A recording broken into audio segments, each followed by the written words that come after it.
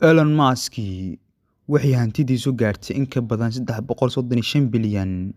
Waa qofkii ugu horeeyay oo ay hantidiisu 300 bilyan gaarto. Elon Musk kaliya ma aha shakhsiga ugu hodansan dunida, sidoo kale waa bashirka ugu hantida badan ee taariikhda soo mara.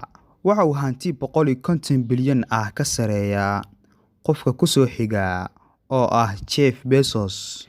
Sidoo kale wuxuu ka hanti badan yahay isku darka hantida Bill Gates iyo Warren Buffett oo muddo 30 sano ka badan soo ahaa labadii shakhsi ee dunida ugu hodansan.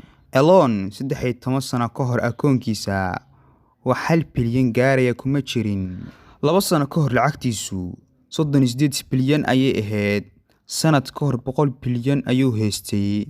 2 bilood ka hor 170 bilyan ayuu haystay.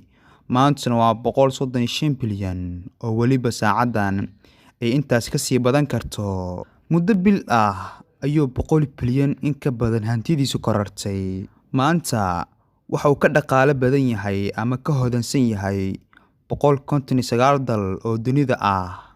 Haddii uu dal ahaan lahaa dalka 42 ee dunida ugu dhaqaalaha badan ayuu ahaan lahaa. Waliba beri iyo isbuuca soo socda 30 dal ee dunida ugu dhaqaalaha xoogan ayuu ka mid noqon lahaa.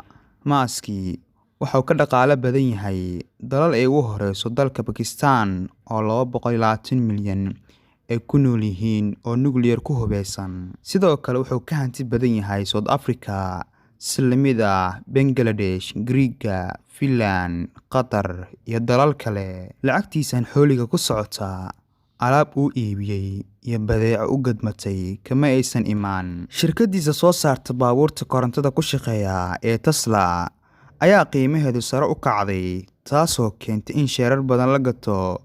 Sheerarkaas faraha badan ee u gadmaya ayaa hantidiisu halkaa gaarsiisay. Waxa uu lacag badan ka sameeyay shirkadda baabuurta korontada ku shaqeysa ee mustaqbalka dhow la isticmaali doono.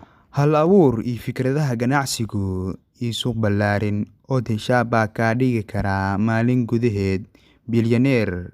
Musk waa nin ku dhashay Afrika, heestana 3 dhalasho. Hooyadiis waa Canadian, aabihiis waa South African cadcad. Afrika waxaa sumcad u ah in wiil ciideeda ku dhashay oo maanta yahay shakhsiga ugu hodansan dunida.